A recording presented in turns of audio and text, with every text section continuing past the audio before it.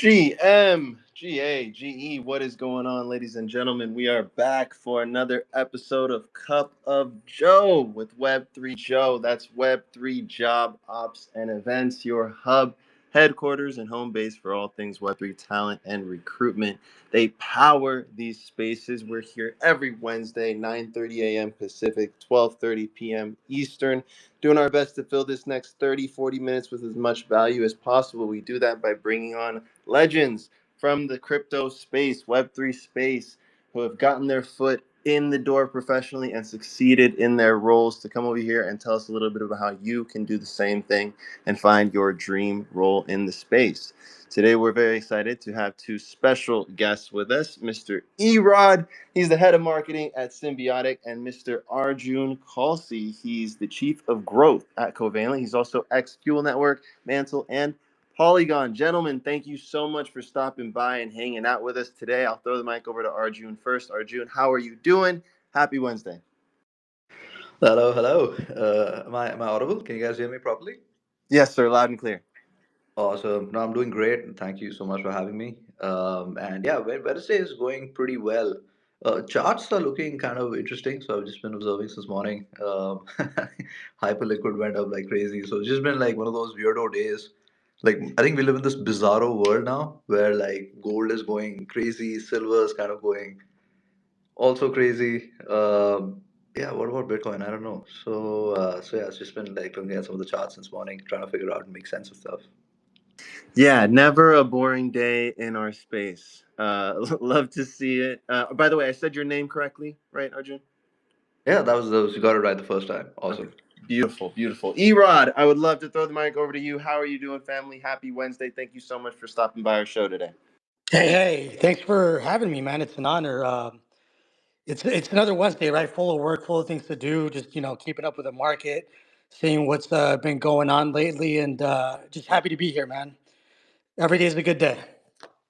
Every day is a good day. Couldn't agree more. Happy to have you, Erod. I did my best to give brief intros for the both of you. I'd love to give you each the opportunity to tell us a little bit about yourself for those who may be less familiar. I'll throw it to you first. Can you give us a brief intro on who you are, what you do, and how you started doing it? Yeah. Let's do it. So head of marketing at Symbiotic. Started my journey in crypto Web3 at Polygon, like many of us. Um, Before that, I was doing robotics and AI.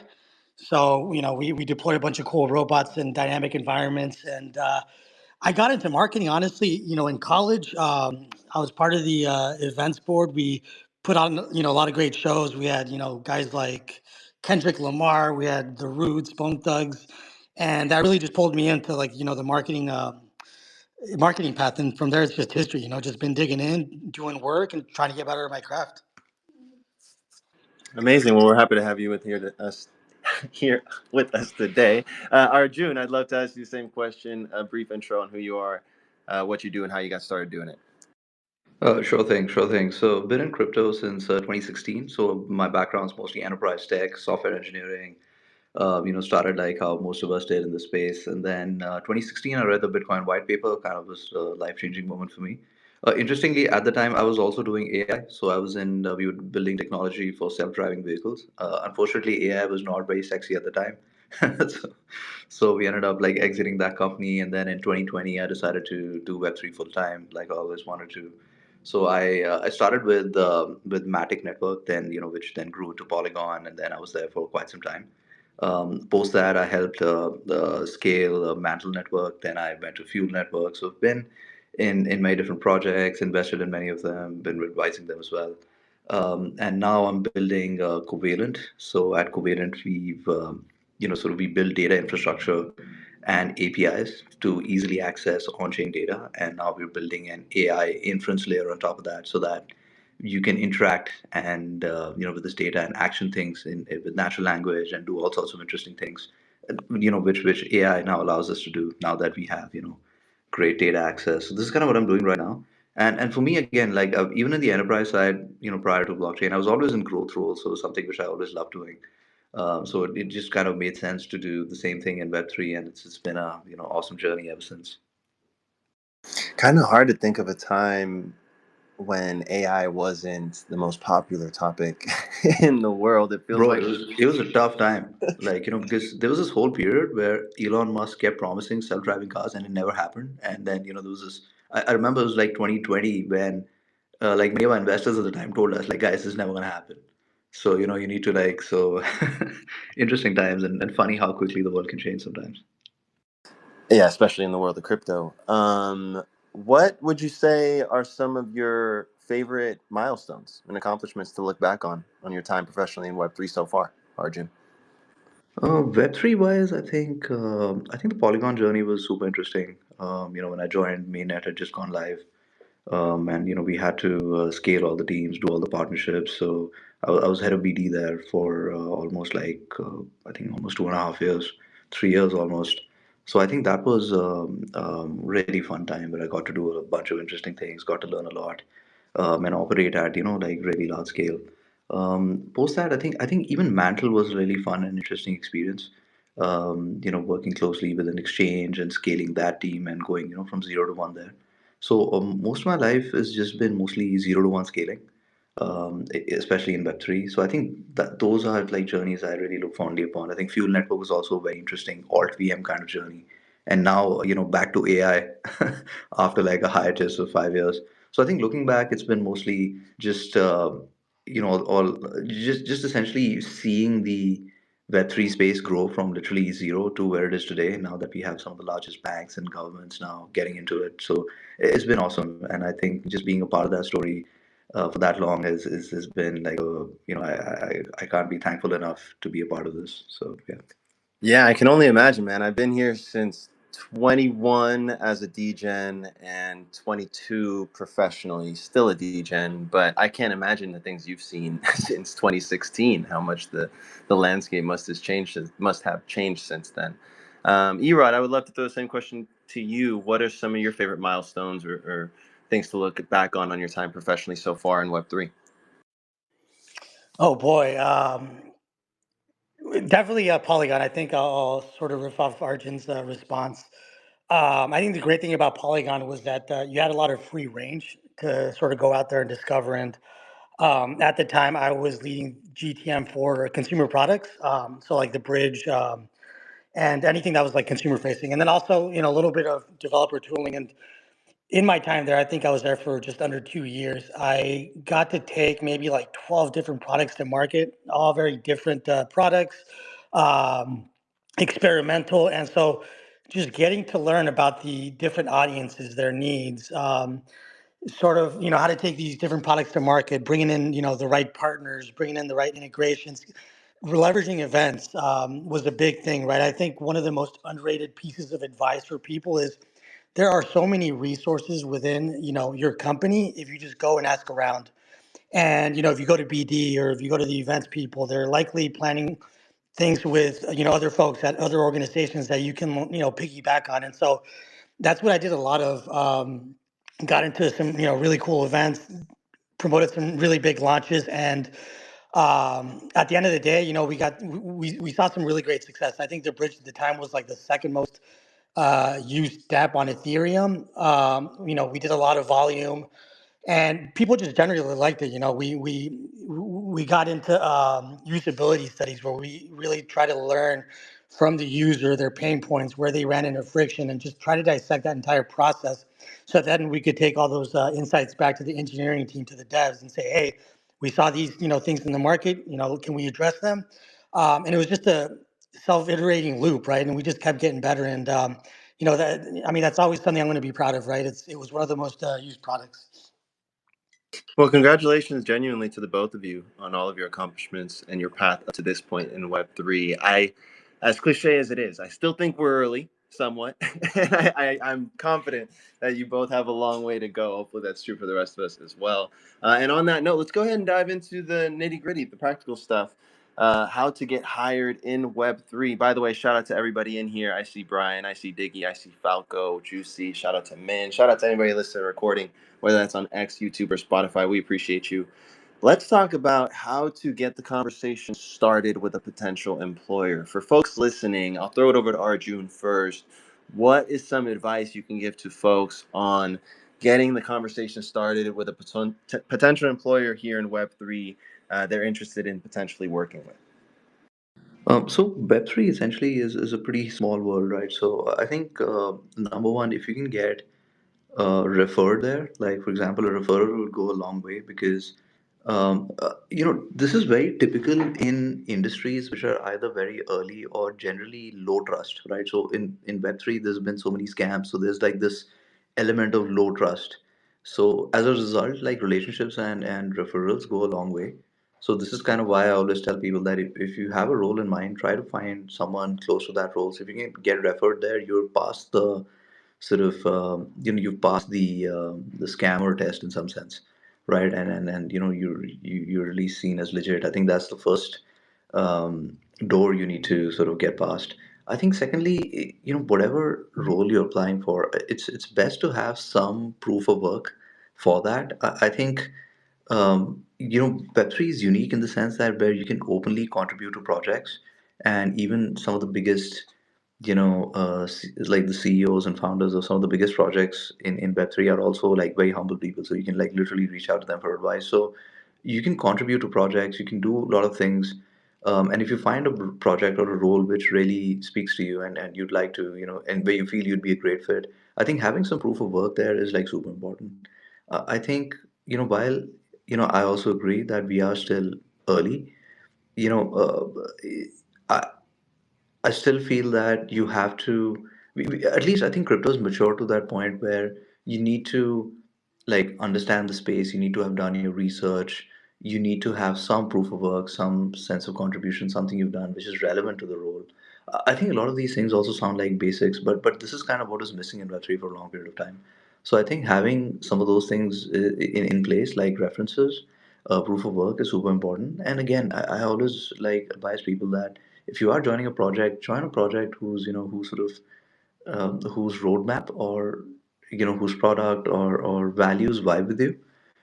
If it's something in line with how you feel, or if the project is in line with how you feel about the space and how you feel the world should be, then that is when you'll have the most fun and the best of success. I think a lot of people also come to crypto with the wrong lens of like, this is where you get rich quickly, and that's not like that's not the right lens to look at. I think if you go with it with the right mindset, then all these, then you'll probably be able to create the most value for yourself out of it. So I think these are some of the basics. I think most people know these things, but just like good references, preparation, having some proof of work, and again joining an organization or a team or a company where which is in line with your passions and your values is will kind of go a long way in you having like a career which is also long and also fulfilling. So yeah. Yeah, well said. Ton of great points, Arjun. Obviously, value, right? You want to make sure that that's your priority number one is delivering value, and the way you do that is by showing evidence of the value that you can bring to the team. You can do that through references. You can do that through proof of work. Optimally, some combination of both, and genuine interest in what's going on with the project. Right? We have a unique position here in Web3 of again the network is smaller than maybe other industries, and you can kind of make that cold outreach a little warmer than you would have the opportunity to in other spaces. Erod, what would you say about that? So, obviously the getting referrals is always the, best thing to do. It's the best way to get results. But there are situations where, you might not know people. And I think that's where it sort of gets, tricky for job seekers. Honestly, be curious, right? People want to know, or they want to hire people that can like step in and understand the business right away. They want to, they understand the product right away, right? They don't want to have to spend time sort of getting you up to speed. And so, being curious, right? I think at a high level, or from a first principles perspective, companies are trying to answer three questions. What product are we trying to sell? Who are we trying to sell it to? And then how are we trying to sell it, right? And if you can answer those three questions concisely, and you can show the person that you're reaching out to that you understand their pain points, where they're where they might be struggling, whether it's GTM or BD or another part of the business. If you can understand that, how it works, and then you can understand that you understand the or you can communicate that you understand the product, then that's when you can go out and try to do some cold outreach. I think proof of work is great, right? I think one time I ended up building out a case study, right? It was at the time InfoFi was, barely kicking off. And so you would see a lot of threads. And I knew that, writing a thread wasn't necessarily going to stand out. And so what I did instead was I designed and created this like case study, and I posted it, and it got some good reception, and it was different, and because it was different, it caught people's attention. And if you can do something similar where you do things differently but still deliver value, right, stand out from the crowd, then you have some substance to go and approach that company, right? They'll be more keen to listen to what you have to say, or at least give you the time of day. Um, and so just thinking differently, right? Obviously, this is secondary to trying to, make or have an internal reference. But I would just say be curious, understand the business, understand what they're trying to sell, try to understand where they might have pain points, and then, go out of your way and answer those through, some piece of work, whether it's a GTM doc or, a case study. That always makes a big impression, especially now when we're sort of entering this phase where we're trying to go from 0 to 1 to 10, where things like case studies are going to be very valuable, right? Even if, like, if you're trying to sell to institutionals, that's the kind of thing they like to look at. And so, if you can sort of communicate that you are maturing with the industry, that you understand the next, step, that's gonna, take you a long way. Yeah, couldn't agree more. Especially on the be curious point. I think being genuinely curious will get you very far, especially in this industry. So great advice from the both of you. Taking it a step further, let's say you got that reply, you now have a conversation, a meeting, an interview, whatever you want to call it, in the books, an opportunity to present your case as to why you are the lady, the man for the job. What are some tips you can offer to folks listening right now to make sure that they go into that conversation best prepared to exemplify the value that they bring? I'll throw it over to you first, Erod. Yeah. So I think I can, Min's on the call, and I think one of her tweets back in the day that I really, really agreed with was start off by having a good about me answer, right? And I think one of the biggest mistakes candidates make is that they try to answer that question by going through the entire history of their careers and, going into every single detail. And, by the end of it, they just ramble on for 5, 6, 7 minutes. You should be able to answer that question concisely, maybe within like 1 to 2 minutes, right? You're not just getting judged on the quality of your answer; you're getting judged on your ability to speak to people, right? Communication is always huge within an organization, and it's like a hit and test of can you communicate. So not only would I have a really, really great about me question, I would practice it, right? If you think about sports, for example, how do you get better? You go out there, you shoot 1,000 shots a day, right? And you do it over and over and over. And over time, whether you're in the game or practice or in any other situation, you're going to make those shots. And when it comes to like looking for a job or interviewing, it's the same concept. You have to practice, right? And you hear about this in a lot of books of, visualize the process, stand in front of a mirror and recite the response. One thing that I actually started to do recently to sort of, prepare myself for presentations is I'll go on to ChatGPT's voice mode. I'll have, the LLM or AI ask me questions. I'll answer the question, and then it'll rate me based on like delivery, tempo, word choice, clarity. And that's feedback that I can take back with me, internalize, and try to get better at. And I guarantee you, if you do that enough times, it's going to translate when you go into your interviews, and you're going to leave like a huge impression. Resumes, all that, right? You're competing against so many people, and all that stuff can sort of like, get lost in the background. I mean, people are looking through, thousands of resumes, and the thing that's going to make you stand out the most is the quality of your answers. If you show that you can communicate and you can actually deliver impactful responses, that's going to take you such a long way. It'll get you to the second interview, maybe to the third interview, maybe to that like, take home project, which you can absolutely kill by, just spending more time on. But I would just say practice, prepare and practice, until it's like ingrained in your mind. That's really all it takes. Yeah, I agree. The work happens way before the call, right? It has to. It has to happen way before the call. And in today's age, there's so many tools at our disposal that we can use that there really is no excuse as to why you should not go into that conversation as prepared as possible. You worked on your About Me, you maybe went back and forth with ChatGPT or whatever your favorite LLM is. Be prepared, ladies and gentlemen. If you want it, show you want it. Arjun, what would you add there?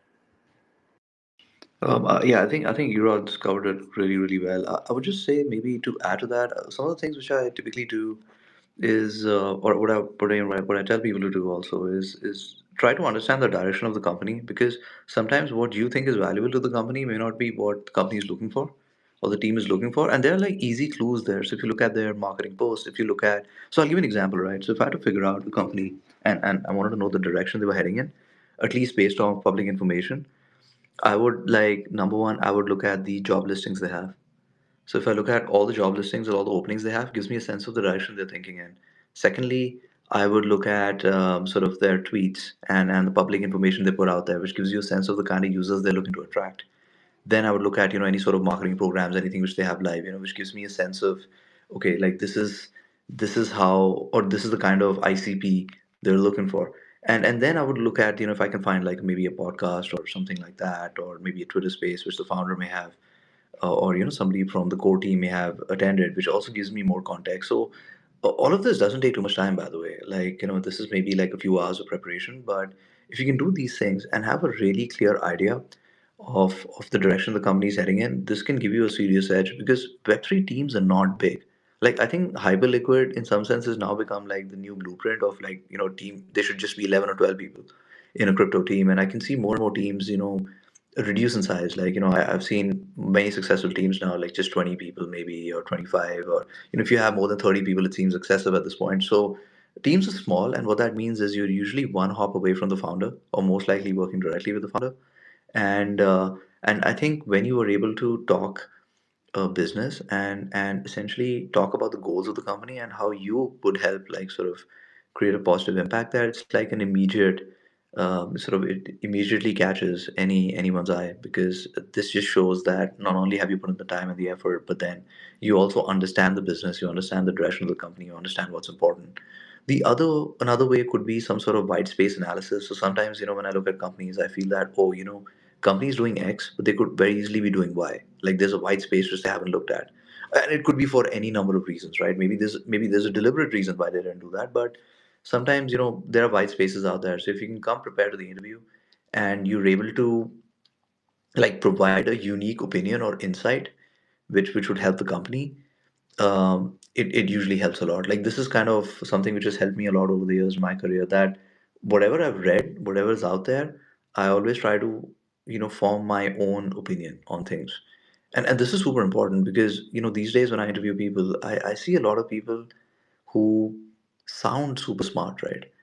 But actually don't have a lot of depth to them. And this is, I think, because of all of these podcasts and Twitter spaces, because a lot of these guys will listen to all of these podcasts and all of these Twitter spaces, so they know all the right things to say, and they sound really smart. Except when you start digging, and ask them, okay, why this, why that, you kind of realize that it's only skin deep. So all things considered, if you are in the habit of parsing information and forming your own opinion, you will automatically develop depth on any subject. So I feel that if you cultivate this habit in general, and especially for interviews, you go through all of the company's information and you're able to come to the table and provide your own unique opinion, which also gives them an insight into how you think about things. I think this is something which easily impresses anyone. Right? And I've seen people who are able to do these things, or are able to parse information, consume it, and spit out some sort of unique insight, tend to do really well regardless of the industry they operate in. So I would say understanding the direction of the company, apart from all the things you all said, but some extra things you could do is understand the direction of the company, be prepared, and try to come to the table with some unique insight, right? And just make that a habit. Like always do that. So yeah. Well said. And once again, do your homework, right? Do your homework on where you're applying, on where you're trying to go, and where you can add value. One of my favorite quotes is when all you have is a hammer, every problem looks like a nail. Right? So you want to make sure that you got all the tools in your tool belt. You're not just a hammer. You're there, and specifically, really optimally, not even all the tools. You want the tools available to help that team specifically with their specific problems, right? Specificity is always good. Now, on to negotiation. You got an offer on the table. What is some advice for folks listening on how they can make sure that both sides walk away feeling like they made a good deal? Erod, I'd love to throw it over to you. Yeah, this is an interesting question. I think before you begin negotiating, you've got to find the leverage point, right? And I think the easiest one would be have multiple job offers, right? Where you can actually walk away. The person that's more willing to walk away is essentially the person that wins in the long run. And so you've got to have that leverage, right? And I think if the company's been interviewing for this role for a long time, right? And this is something you can find out through research. If they've been hiring for this role and it's been like 8 months, chances are like they've gone through the process, they've spent a lot of resources, and they probably just want to hire because keeping it open, it's just burning more people's time, more of the company's money. And so trying to understand where they are in the process, trying to understand exactly what they need and what unique value you present to them. Once you can find that like leverage point, then that gives you room to negotiate. On the other hand, like let's say you've been looking for a job for a long time and you need to pay the bills, and this job offer comes and it's not to your expectations. You might not have as much leverage, and you might have to take the lower offer. And sometimes that's okay, right? It gives you some stability in the moment. It's something that you can take with you. And if you truly don't like it, you can continue applying, and maybe another role lands, and then you have some leverage. But I would, yeah, just say like try to find that leverage, right? Because without it, it doesn't matter what you say. They could, just as easily turn around and reject you or say, "Oh, we're moving on to another candidate." And so just have to walk a fine line because you don't want to miss out on a job opportunity when you've been looking for a long time.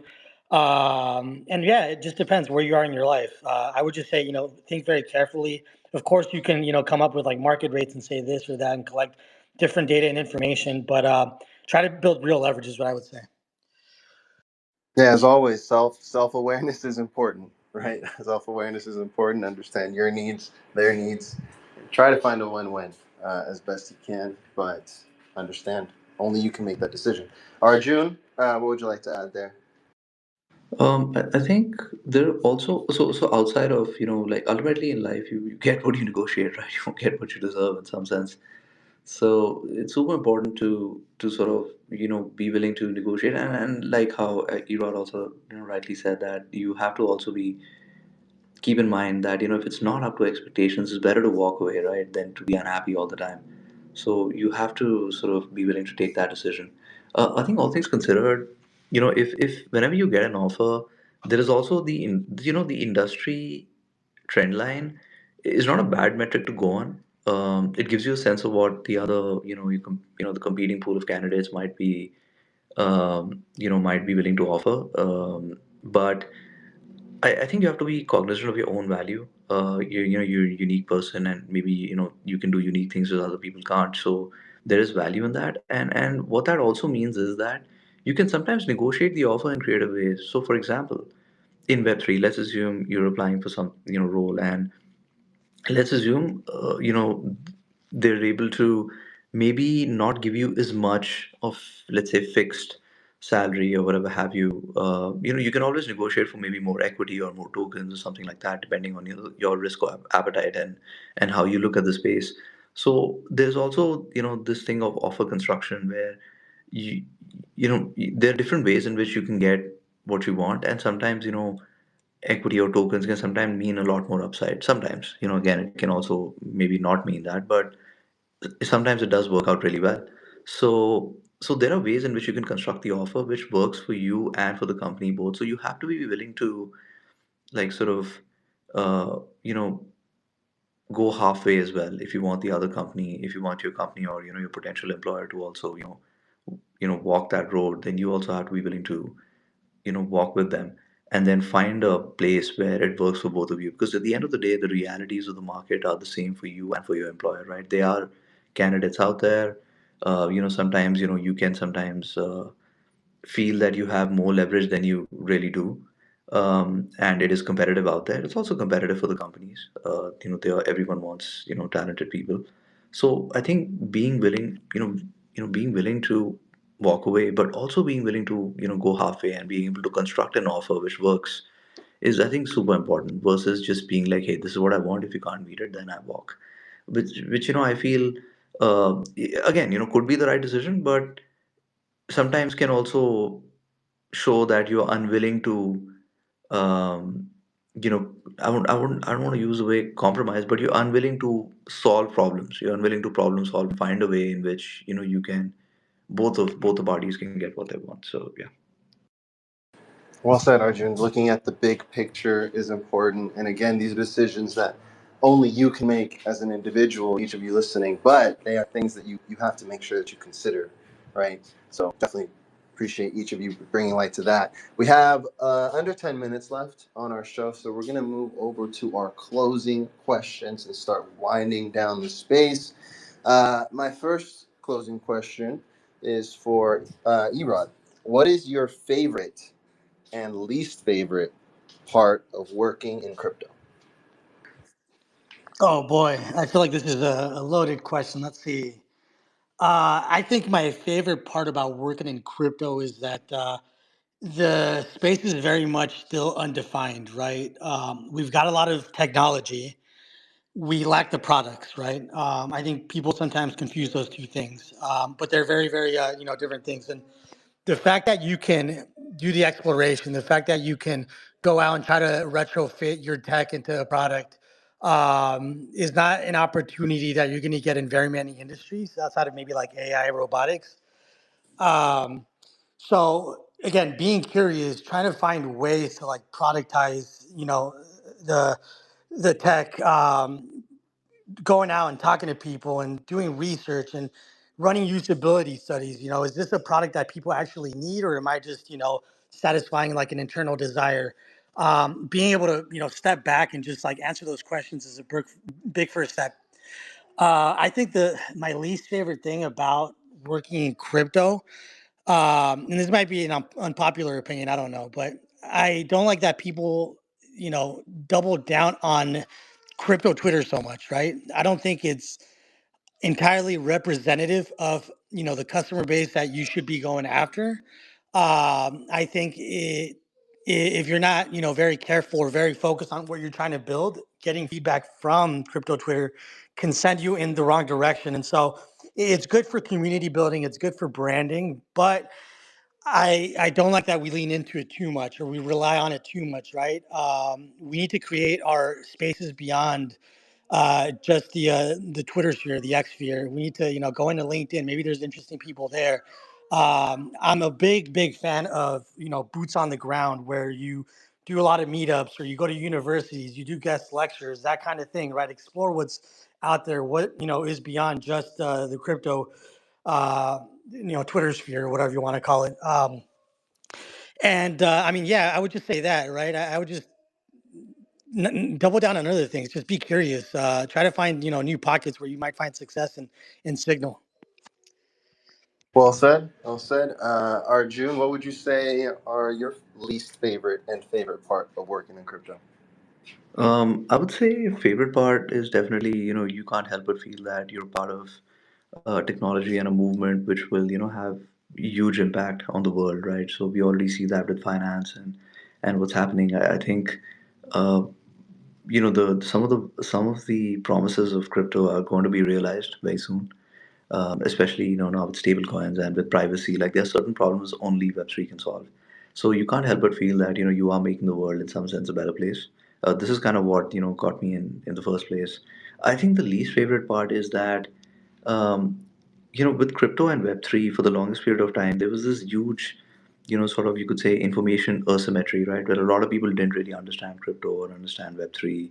Again, it took us all of us. It took a while, for us to really internalize how it works, and a lot of people made use of that and then sort of exploited others the space and their goodwill to for short term sort of gain. And I feel that what I don't like about crypto is that it still has this moniker of a place where you come and you make, like, a lot of money in the short term, like the short term wealth thing. And this whole adage in life is that there are no shortcuts, unfortunately, right? Value will only accrue if you become more valuable with time, if you're able to create like multifold impact in unique ways, which makes you valuable. And this is true for like through anything you do in life. So I really don't like that quick get rich quick moniker, and this sort of attracts all the wrong kinds of people, and all sorts of expert like level like criminals, social manipulators, and we see a lot of that. Thankfully, the space has obviously gotten a lot smarter. And I feel people won't fall for these cheap like sleeve of hand sort of tricks anymore. But this is kind of my least favorite part. Like what Erod was saying, right? Like this whole Twitter thing and people over indexing on attention, and attention doesn't mean action, right? Just because you have lots of attention doesn't mean anything positive. So I think people tend to then focus a lot on these hand wavy metrics, and more often than not, you'll kind of see that the people who focus the most on these metrics are like the wrong kind of people, right? So I think so. This is kind of like the least favorite part. It's difficult to say if this will improve with time. I think all industries have seen this, but yeah, like I just hope that as more information goes out there, and crypto becomes more mainstream and more people understand it, then this sort of automatically reduces, and all the people who are not in it for the long term kind of get washed out of the system. So I have faith, Arjun. I have faith. I do believe. I believe cream rises, and I think we're seeing a lot of evidence of the space maturing over time. And I have faith we're going to get there. But I agree with you. It is holding us back. That is still such a prominent way that folks are getting onboarded in space, which can lead to a lot of folks getting wrecked, unfortunately. Two more questions for each of you, and then we will wrap it up. You've both given so much insight on folks hoping to break into the professional world of Web3 today. I would love to ask each of you, what is your final advice, final thoughts to leave us with, to leave listeners with on getting hired in Web3 and or advancing your career in Web3? I'll throw it over to you first, Eron. Yes, I think, look, you have to understand where we are as an industry, where we're moving to, right? You just spoke about the, industry maturing. And once you come into 1 to 10 organization where you're actually trying to scale, through, growth tactics, understand process, understand what it takes to build a machine, understand how the business works. People, or at least hiring managers, they want someone that can come in, that can set up their own workspace, set up their own processes, someone like they don't have to like handhold through the entire experience, someone that can come in and automatically set up calls with BD or with product or with marketing, and they know exactly how the business flows. Think in mental models, think in frameworks. Don't go into something just randomly. Have an idea in mind, have a strategy in mind. How can I do this the quickest without dropping the quality of the outcome, right? How can I make sure that through each time we iterate on it, we're learning something, right? So think about like retrospectives, how to conduct those, how to run those, how to derive insights from them. This is exactly what you would see at any big organization. People that know and understand the process, people that can explain how the business works, people that can take that business, take that system, and optimize it in different ways. How can we sign more deals? How can we get more engagement? Thinking about outcomes and then reverse engineering those outcomes by establishing systems. So that's what I would say, right? Business is not so random. It's not something that just happens, or like something that like you're going to get better outputs if you just try harder. Be strategic, be thoughtful. Again, just understand how the company works and how you can help it become better. Well said, and I love that. Things don't happen on accident. Businesses, especially, do not happen on accident. So be intentional. Be intentional. If you're listening to this, it means you probably already are an intentional individual. So, yeah, listen to Erod. Take it that step further. Arjun, final advice for our listeners. yeah, I would say that apart from, of course, the things which Erod said, um, I think focus on developing depth. I think surface level knowledge will not take you too far.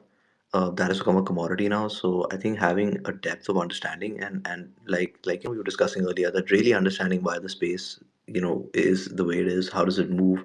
What are some of the nuances, the caveats? I think that's what gives you, builds real value. And as I've sort of worked for like a number of years now, I've come to realize that you know this is kind of true actually in anything, any kind of field in the world, right? So like just I'll just give you a simple mental model. Like think of the number of, let's say, doctors who graduate every year, right? But even today, if you want to go find a really good doctor, like a really good specialist, it's rare, right? It's difficult to find one. And what that kind of tells you about the world and everything you do in the world is that true expertise is always rare. It doesn't matter what it is. Like you want to go find a guy who can build an amazing mobile app, an amazing website, it's rare. You might think, right? Oh my God, apps have been around for so long. I mean, surely everybody would know how to build a half decent website. No, that expertise is rare. So expertise is always rare. So if you can focus really hard on building that depth and building that expertise, um, then it would bode well for your career. And the starting point of building any sort of depth or expertise is curiosity. The more curious you are about something, the more questions you will ask, the more layers you're going to peel back, and that's kind of where the depth will come from. So I think apart from studying the industry, like focusing on building that depth is super important. And mostly I've seen that it becomes a little easier if you're passionate about something. So if you like something, if you're passionate about it, then building that depth becomes, that much easier because it's a lot of work, but it's just easier if it's something you really like doing. Yeah, and a lot of overlap and synchronicities with what Erod has been saying in terms of being curious, right? But be genuinely curious. Be genuinely curious. Can't fake the funk. Ladies and gentlemen, that brings us to the end of our show. I got one more question for these gentlemen to make sure that we do our best to support them. Arjun, I'll throw it to you first. How can we, listeners, support you better, support the great teams that you work with more? I think I can maybe. Oh, this is a very, very interesting question. I think I've worked across a bunch of companies now, but I think based on what I'm working on right now at Covalent, I think if you guys are vibe coding anything Web3, then feel free to check out our APIs. Again, they're free to use for the first 2 weeks, so you can take your time getting comfortable, and if it makes sense, you can move on to the next tier.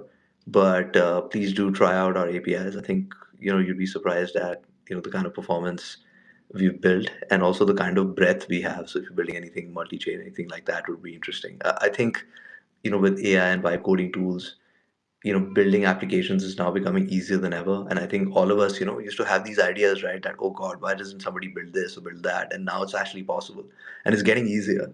So what's required or what's important now is the right kind of tooling, which is also easy to understand and also LLM accessible. So that's kind of what we've done, with our APIs at Covalence. Do check them out. And if you have any questions, you can always like reach out to me. So I think that would be super helpful for what I'm working on right now, getting, as much feedback as possible. Amazing. There you go. I've pinned up a tweet from Covalent to make it easier for you folks. I know a lot of you are playing around with vibe coding tools. That's you or someone you know. Send them over to Covalent's way so they can see where there are some fits or synchronicities. Erod, I would love to throw it over to you. How can we better support you and the team over at Symbiotic? Yeah, we're not building cool stuff like Arjun over at Covalent. Unfortunately, we're more infrastructure. But I would just say, follow the Symbiotic account. One of my goals is to create, just an excellent marketing, team, and obviously that's going to be reflected, through the materials that we put out. I guess the motto for the team is, champions act like champions before they're champions. And I'm really trying to integrate that mentality in the work that we do to ensure that everything we do is polished and really high quality, to ensure that what we put out there delivers value, to ensure that, the products that we build are actual products that solve a pain point and create real value. And if you're curious about it, read more about our partnership with Nexus Mutual, with Cap Labs. We are very serious about finding PMF across different verticals.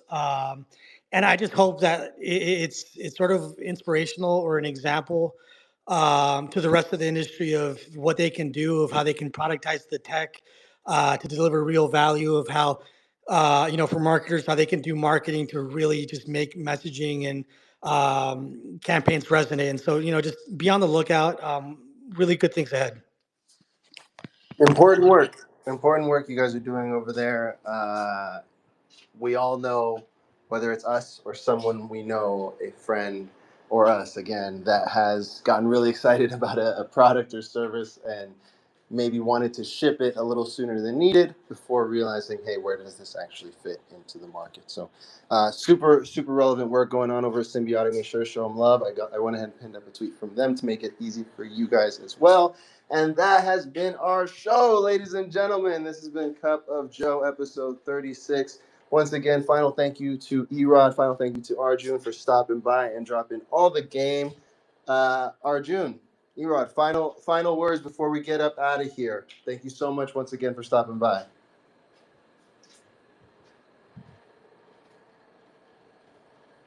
Beautiful. All right, looks like we lost the Arjun. Arjun, thank you so much. Erod, any final thoughts before we get up out of here? No, just love what you guys are doing. Anytime someone comes to me asking about job help, I always refer them to your guys' accounts to Min. I do think you guys deliver a lot of value, and so um, yeah, just thanks for having us.